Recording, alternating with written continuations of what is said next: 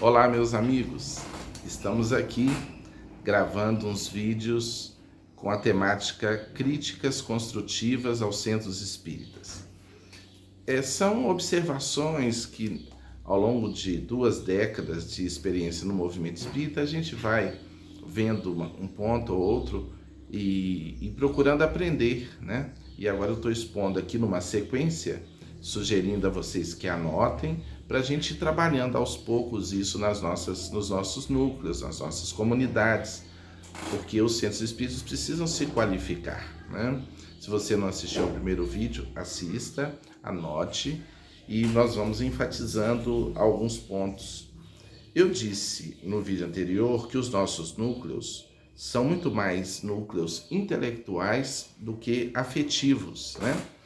E o lema de quase todo centro espírita, quando alguém chega, que a pessoa está mal, a gente fala estudo e trabalho. Estudo e trabalho vai resolver a sua vida. Mas é preciso saber, perceber que nem sempre a pessoa está habilitada a realizar aquele estudo, né? Tem pessoa que tem dificuldade de ler livro. O Brasil não tem uma cultura de leitura, não somos leitores, até que o movimento espírita sim. Mas nós estamos falando de pessoas que chegam à casa espírita, por exemplo, vindo de outros núcleos, né? Tendo a primeira experiência. Então, o núcleo não pode ser apenas um lugar de estudo e trabalho.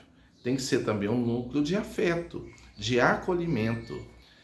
Há muitas casas espíritas que têm isso. Não é aquela coisa mecânica, é uma coisa espontânea, mas também organizada, né? Então, temos que inserir esse aspecto acolhedor. A casa espírita precisa ter um aspecto acolhedor. Eu, conversando uma vez com uma doutora, ela começou a frequentar uma casa espírita, casa espírita inclusive que havia sido fundada pelos familiares do seu esposo, e muitos anos depois ela foi frequentar essa casa com o esposo. E ela percebia que era tudo muito frio, aquela casa, né, era só parede e cadeira. E um belo dia ela levou um jarro de flores, flores muito lindas. E ela já estava participando ali da casa, ela já tinha, né, não era da diretoria, mas ela estava integrada nos trabalhos da casa, né, não era alguém chegando pela primeira vez. E ela levou essas flores, porque tinha uma mesa lá na frente, uma mesa branca, né? E ela chegou e pediu alguém lá, falou, eu posso pôr a flor ali? E um dirigente que estava ali falou, põe sim, que bonito, e pôs. Na hora que a presidente da casa chegou, que viu lá aquela flor, que não ia atrapalhar nada, aquela mesa ali ficava ali, era só para dar um toque, né, de vida, porque as flores são são a presença divina, né? Como diz Joana de Anjos, é a assinatura de Deus na obra da criação. Você vê uma flor, uma coisa tão singela, aquilo é uma beleza, é uma delicadeza, passa tanta coisa boa. A dirigente chegou, mandou tirar na hora. Não, não pode pôr flor aí, não. Não podia pôr flor? Uma flor, não numa mesa que fosse ser utilizada, aquela mesa ficava lá no fundo, lá. A doutora falou, não, vamos pôr um pouco de vida aqui. E ela perguntou ao dirigente, ela não fez sem consultar. O dirigente, sim, vai ficar bom e tal. Né? Tudo bem, ela deveria então ter perguntado à presidente da casa, tudo bem, mas a dirigente chegar e mandou tirar a flor, não, tira isso daí, não autorizou colocar uma flor ali. Então, eu fico pensando, parece que no nosso movimento tem muita gente infiltrada contra a própria mensagem espírita, né? Porque tem muita gente fria, muita gente que é contra tudo, né? Quando a dona Guiomar, que coordena o maior centro espírita do mundo, que é o Centro Espírita Perseverança em São Paulo, eu a vi contando que uma vez, quando ela foi pedir orientação ao Chico, né?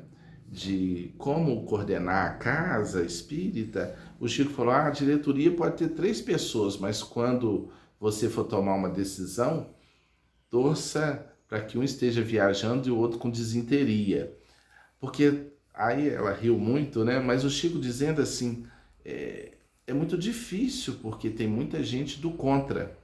Agora, é claro que quando uma pessoa só manda, pode haver também essa dificuldade. Se a pessoa tivesse essa postura rígida demais, né? Essa postura militar, essa postura fechada, porque nós pintamos o mundo em derredor com as cores da nossa alma, né? Se a gente é uma pessoa triste, fechada, a gente coloca tudo assim também. E o centro espírita tem que ter esse aspecto, né?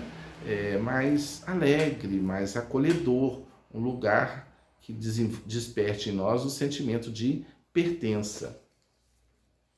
Então a flor não foi autorizada no centro espírita. Interessante, né? Outra coisa, esse mesmo pessoal fechadão, né, militar e tal, olha o que acontece no movimento espírita. Tem um livro, Conduta Espírita, do espírita André Luiz, psicografado pelo médium Dr. Valdo Vieira. É uma cartilha do que fazer, do que não fazer, do que fazer, do que não fazer. Esse pessoal que tem esse perfil militar adora isso, né? E nesse livrinho, um livro pequeno, o Valdo Vieira nem no movimento espírita ficou. Recebeu o livro, depois sumiu do movimento, deixou o Chico e fundou a Conscienciologia, ciência, só ciência. Com todo respeito, mas, né? Mas o livro é do espírito? Não, mas tem sempre um pouco do médium também, né? O animismo está presente, não é... Ali tem muito do médium que o espírito se utiliza e produz e tal. Mas não que o livro seja ruim. A gente tem que passar pelo crivo do bom senso, da razão, né? Mas tem uma parte do livro que o espírito diz assim: evite aplausos no centro espírita. A orientação do espírito é para o centro espírita não virar uma balbúrdia, aquela bagunçada e aplaudindo e tudo. Mas por conta disso, tem centro espírita que proíbe aplaudir. Mas aplaudir quem? Agora você imagina, um grupo de crianças vai e apresenta um número musical numa festividade do centro, uma coisa, você não vai aplaudir? Uma peça teatral do grupo de jovens. Então fica aquela coisa fria. O coral termina de cantar. É muito seco. É muito seco. E muita gente não se adequa. A história que eu vou contar no final da minha amiga evangélica e espírita tem muito a ver com isso. Então fica um lugar árido, um lugar de não pode, né? Um quartel general do não pode. Isso é muito frio, ninguém aguenta isso. Jovem, então, se chegar num lugar que não tiver um sorriso, né? Você pode ser muito sério, mas você pode ser feliz e alegre, não é verdade? Eu estou sendo muito espontâneo, vocês fiquem à vontade para comentar, concordar, discordar, mas é o meu ponto de vista, é o que eu tenho visto, né? Tem casos que você entra e sai, ninguém te cumprimenta, todo mundo ali, né? Então, evite aplauso. Claro que tem momentos que tem que aplaudir, tem que ter alegria, tem que ser um momento... Ver se aplauso vai ferir alguém, algum espírito. Outro ponto importante, nós não exploramos a música. Temos poucos corais, né? Alguns centros espíritas eu visito, tem um centro espírita em Colatina que eu chego, tem música, desde a hora que chega. Uma hora antes o pessoal está lá cantando e tocando, que coisa linda. Vai harmonizando, vai envolvendo. Eu lembro quando eu fui falar nesse centro, assim na porta de entrada, em Colatina, colaram um coração vermelho assim no meu peito, de boas-vindas. Que povo agradável, que povo alegre. E um núcleo sério, com muita gente séria, bons trabalhos sendo feitos. Núcleo do companheiro Virgílio. É chato a gente citar nomes, né? Mas parabéns, Virgílio. Saudade de ir aí em Colatina. Alguns vão dizer assim, tá querendo transformar o centro espírita em igreja. Não. Se for a igreja no tempo de Jesus, sim, tem que ser um lugar afetivo, né? Igreja é assembleia, é grupo. O centro espírita tem que ser uma casa agradável. E a música tem esse poder de pacificar, de harmonizar, né? Mas não temos músicos. Tem sim, é que a gente não pergunta, não convida, não propõe, né? A gente fica com receio, né? Em Alto Jequitibá, também um abraço aos amigos Adilson e Rosemary, tem lá um coral, a gente chega, o coral tá cantando, ele canta, e no final canta de novo, aquilo, um aspecto agradável, né? Fica uma psicosfera agradável. Tem centro espírita que não tem uma música tocando. Você chega, né? Vamos pensar nisso, né? Formar corais, alguém que cante ali, aprender umas músicas espíritas, música boa, né? Que tem música espírita, pelo amor de Deus, que aquilo você sai dali mais deprimido que entrou. Tem que ser coisa de qualidade, não é só por ter rótulo espírita, né? Você pode usar músicas católicas, evangélicas, que doutrinariamente não afetem, né, o conteúdo doutrinário da doutrina espírita, que não estejam fora da doutrina, que podem ser utilizadas também, né? A FEJAC, em Vitória, trabalha muito a música. A gente chega lá, eles colocam música no telão, assim, a gente vai entrando naquela vibração maravilhosa, né? Ter uma recepção na porta, né? Ter uma recepção na porta. Pessoas ali, 2 pessoas, recebendo as pessoas, orientando, dando boas-vindas, entregando uma mensagem. Toda reunião espírita deveria ter, né? Nossos irmãos evangélicos estão lá na porta, recebem todo mundo e tal. E nós, mas não é proselitismo, espiritismo não é converter ninguém, chamar ninguém à força. Eu sei, mas acolhimento faz bem, né? Acolhimento faz bem. Vou gravar um terceiro vídeo, né? Vão ficar vídeos aí em torno de 10 minutos.